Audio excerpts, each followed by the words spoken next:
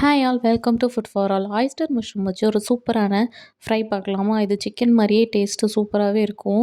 கிடச்சிதுன்னா கண்டிப்பாக வாங்கி ட்ரை பண்ணி பாருங்கள். இதில் லாஸ்ட்டாக இருக்கிற அந்த ஸ்டெம்ப் மட்டும் தான் கொஞ்சம் ஹார்டாக இருக்கும். மற்ற எல்லாமே ரொம்ப சாஃப்டாக இருக்கும். இது எல்லாத்தையும் நல்லா பொடுசு பொடுசாக கட் பண்ணிக்கலாம். இது வந்துட்டு ஃபுல் சிக்கனாகவும் கேஎஃப்சி சிக்கன் மாதிரி நல்லா கிறிஸ்பியாக ஃப்ரை பண்ணலாம். அது வந்து இன்னொரு ரெசிபியாக நான் போடுறேன்.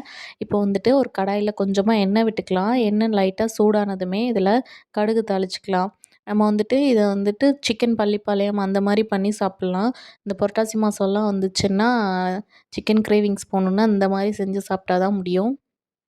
இப்போ வந்து பொடிசா கட் பண்ணி வச்சுருக்க ஆயிஸ்டர் மஷ்ரூமையும் அதில் சேர்த்துடலாம். சேர்த்துட்டு ஒரு முறை மிக்ஸ் பண்ணி மூடி போட்டு மூடி வச்சிடலாம். இதில் வந்து தண்ணி வந்து நிறைய விடும். அந்த தண்ணியெல்லாம் ட்ரைன் ஆனா தான் அது வந்து நல்லா வெந்து வரும். லைட்டாக அந்த ஸ்டெம் மட்டும்தான் கொஞ்சம் வேகாத மாரி இருக்கும் சவுக்கு சவுக்குன்னு. ஆனால் கொஞ்சம் ஒரு 10 நிமிஷம் வேக வச்சுட்டிங்கன்னா அது சூப்பராக சாஃப்ட்டா ஆயிரும்.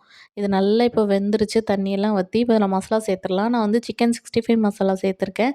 நீங்கள் வெறும் கார மிளகாத்தூள் மட்டும் சேர்த்துக்கலாம். இல்லைன்னா கடுகு தாளிச்சுட்டு வெறும் வரமிளகா பிச்சு போட்டு கூட நீங்கள் ஃப்ரை பண்ணலாம். இது நான் பாப்பா சாப்பிட்றதுனால வரமிளகாய் யூஸ் பண்ணாமல் மிளகாத்தூள் யூஸ் பண்ணியிருக்கேன். ஒரு 1/4 ஸ்பூன் மஞ்சத்தூள், 1/4 ஸ்பூன் கரம் மசாலா சேர்த்துட்டு கொஞ்சமாக தண்ணி சேர்த்து அந்த மசாலா ஒட்டுற வரைக்கும் ஒரு 5 நிமிஷம் மூடி வச்சு நல்லா சுருள ஃப்ரை பண்ணி எடுத்திங்கன்னா சிக்கன் மாதிரியே டேஸ்ட்டில் இருக்க ஆயிஸ்டர் மஷ்ரூம் ரெடி ஆயிரும். இது வந்துட்டு ஃப்ரை பண்ணி தயிர் சாதம், ரசம் சாதம் கூட சாப்பிட்டிங்கன்னா சூப்பர் டேஸ்ட்டாக இருக்கும். எப்படி இருக்குதுன்னு செஞ்சு பார்த்துட்டு மறக்காமல் கமெண்ட்ஸில் சொல்லுங்கள். இந்த மாதிரி சிம்பிளான ரெசிபீஸ்க்கு நம்ம சேனலை மறக்காமல் சப்ஸ்கிரைப் பண்ணிக்கோங்க. பாய்.